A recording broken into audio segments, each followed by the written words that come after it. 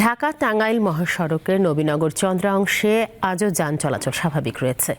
কোনো ধরনের অপ্রীতিকর ঘটনা এড়াতে মহাসড়কের চক্রবর্তী এলাকায় যৌথ বাহিনী ও গাজীপুর মহানগর পুলিশের সদস্যদের মোতায়েন করা হয়েছে। বেক্সিমকো ইন্ডাস্ট্রিয়াল শিল্প এলাকায় পুলিশের সদস্যদের টহল দিতে দেখা গেছে। গত রাত ৮টার দিকে যৌথ বাহিনীর চেষ্টায় শ্রমিকরা সড়ক থেকে সরে গেলে প্রায় ৪ ঘন্টা পর যান চলাচল স্বাভাবিক হয়। বুধবার বেক্সিমকো ইন্ডাস্ট্রিয়াল পার্কে সকল কারখানা খুলে দেওয়ার দাবিতে নবীনগর চন্দ্রা মহাসড়ক অবরোধ করে বিক্ষোভ করে বন্ধ কারখানার শ্রমিকরা। পরে কয়েকটি যানবাহন ও কলকারখানায় ভাঙচুর চালায় তারা।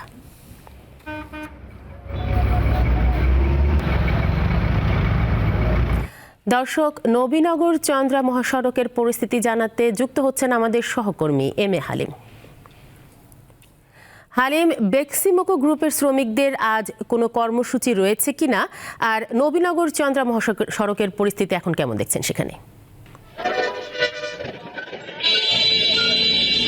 আফরিন, আমি যেমনটি জানতে পেরেছি এই 11:30টার দিকে রাজধানীর পল্টনে এই বেক্সিমকো গ্রুপের এখানে যারা শ্রমিকরা রয়েছে তার মধ্যে থেকে তারা সমন্বয়করা তাদেরকে একটি ব্রিফিং করার কথা রয়েছে আমরা শুনতে পেয়েছি, এবং সেই সাথে আজ সকাল থেকে কিন্তু আমরা দেখতে পেয়েছি নবীনগর চন্দ্রা মহাসড়ক কিন্তু স্বাভাবিক অবস্থায় রয়েছে এবং এখানে কোনো ধরনের অপ্রীতিকর ঘটনা এড়াতে আপনারা দেখতে পাচ্ছেন এখানে আইনশৃঙ্খলা বাহিনীর সদস্যরা তারা কিন্তু এখন মোতায়েন রয়েছে। এবং আমি জানতে পেরেছি এখানে কিছুক্ষণের মধ্যে ঢাকা রেঞ্জের যিনি এডিশনাল যিনি ডিআইজি রয়েছেন তিনি এখানে আসবেন, এবং এখন সেই আইনশৃঙ্খলা বাহিনীর সদস্যরা তারা পুরোপুরি প্রস্তুত রয়েছেন। এবং আপনারা দেখতে পাচ্ছেন যাতে এখানে কোনো অপ্রীতিকর ঘটনা না ঘটে, এবং যৌথ বাহিনীর বিভিন্ন এখানে যে ট্যাঙ্ক রয়েছে সেগুলো কিন্তু এখন মোতায়েন রয়েছে যাতে কোনো অপ্রীতিকর ঘটনা না ঘটে। তো আপনাকে জানিয়ে রাখি, গতকালকে কিন্তু এই নবীনগর চন্দ্রা মহাসড়ক প্রায় ৪ ঘন্টা এখানে বন্ধ ছিল।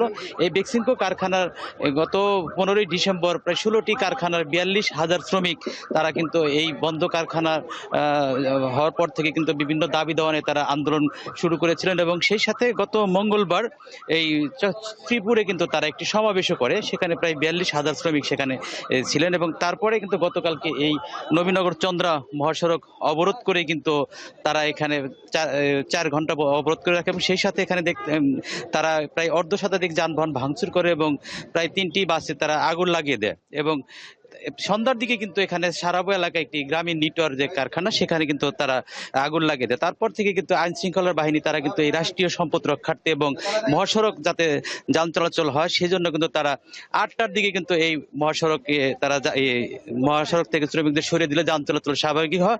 এবং আজ সকালবেলা আমরা দেখতে পেয়েছি এখানে কিন্তু এই যান চলাচল স্বাভাবিক রয়েছে, এবং এখানে আইন শৃঙ্খলা পাশাপাশি কিন্তু এখানে যৌথ বাহিনী এবং তারা কিন্তু এখানে আসছেন। এবং আপনি দেখতে পাচ্ছেন এখানে কিন্তু আমি যদি একটু আপনাদের আমার ক্যামেরাম্যানের মাধ্যমে দেখা যাচ্ছে এখানে কিন্তু যৌথ বাহিনীর পাশাপাশি এখানে ঢাকা রেঞ্জের যিনি ডিআইজি তিনিও এখানে আসছেন যাতে কোনো অপ্রীতিকর ঘটনা না ঘটে সেই বিষয়ে তারা পরিদর্শন করার জন্য এখানে আসছেন। তো সব মিলে যদি আমি এখানে একটু আপনাকে বলতে চাই, এখানে এই ঢাকা জেলার পক্ষ থেকে এবং গাজীপুর মেট্রোপলিটনের পক্ষ থেকে এখানে কিন্তু আমরা দেখতে পাচ্ছি যে আজকে কিন্তু এখানে পরিবেশ স্বাভাবিক রয়েছে, এবং রাষ্ট্রীয় যে সম্পদ সেগুলো রক্ষা করার জন্য কিন্তু আইন শৃঙ্খলা বাহিনী সজাগ রয়েছে। তো এই ছিল আমার কাছ থেকে এই নবীনগর চন্দ্রা মহাসড়ক থেকে সর্বশেষ।